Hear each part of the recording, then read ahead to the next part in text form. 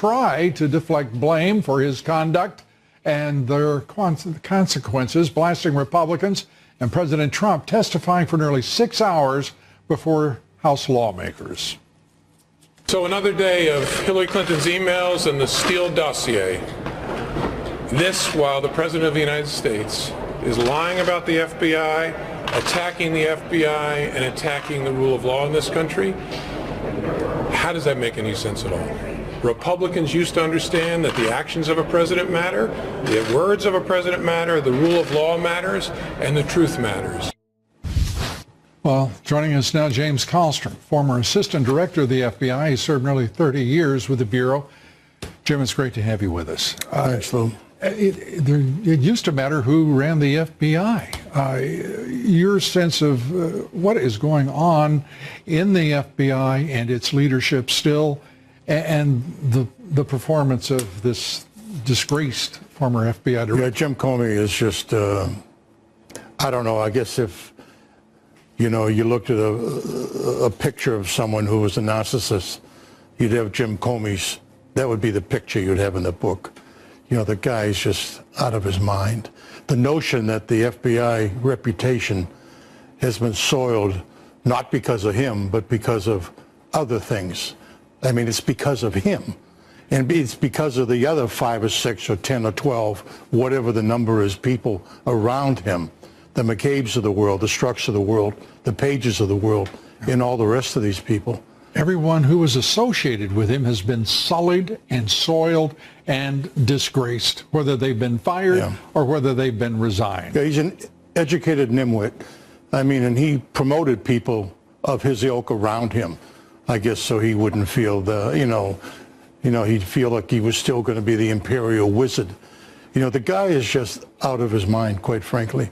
What he's done criminally, the federal violations he's put himself into, and the Bureau, he has zero support now in the FBI. He carried out an investigation against the President of the United States for nearly a year before there was a special counsel. It's unclear to anyone right now how he got away with it, and why there was not some check, because as far as we know, no other FBI director in history has done that. He got away with it because he was a lieutenant in Obama's intel army. Yeah. He was a lieutenant in the army with others, Brennan et al., Clapper et al. This whole conspiracy, first off to stop Trump, right, and then if he, by some miracle, was elected, to make his administration worthless. I think back every time we talk about the intelligence apparatus of the Obama administration unleashed on this president. I can recall vividly when the president said that he was being wiretapped, and the national left-wing media mocked him, said, no, ridiculous, no evidence, blah, blah, blah. It turns out it was worse than wiretapped. It was persecution, it was surveillance, it was spies within his own his campaign organization. There was nothing that they didn't resort to try to destroy this man as a candidate and then as a president. And you look at these timelines, meetings at the White House with Obama and just a few other people. He goes to New York to brief the president on certain things. He stays behind, and he mischaracters, the actual Steele document. Then he lets CNN, of course, ahead of time, know that he was going to do that. Right. Then he signals, okay, it's okay, CNN, you got the hook. You can do your show. I mean, the whole thing is just... it's disgraceful. It's totally disgraceful. And what he did to General Michael Flynn is just disgusting. Tomorrow there will be a sentencing. And for what? Sentencing him for what? What they did to General Flynn is just an absolute, total outrage. The American people should be outraged. What they did with him, they bankrupted him. They made him sell his house. They made him do all kinds of things over nothing, over some grudges. And then they announced today that they're going after his 2 business partners as foreign lobbyists. Well, I hope Judge Sullivan throws the case out. I hope he chastises everybody involved in this witch hunt. I mean, they were out of control what they did to him. They were in violation of the Constitution. They're in violation of the privacy regulations. The unmaskings, we haven't even talked about that. And that, I know in your view, that's a bigger scandal than any of all of Hundreds and hundreds of unmaskings that have not, the evidence of which by the Obama administration have not seen the light of day yet. You know, who knows what the number is? Maybe it's 1,000. But it was all part of this scheme that was hatched in the White House with the national security team and guys like Comey. Joining me now, Congressman Darrell Issa, House Judiciary Committee member who was not in the room today but has been receiving updates from his colleagues on that committee who were in the room, and he joins me now. Congressman Issa, what did you think about what you've heard about today and about Comey's comments in the hallway to reporters? Well, I think the hallway says it all. What former Director Comey just did was mock Miranda. He literally said, oh, we should have told him he had a right. That's laughable.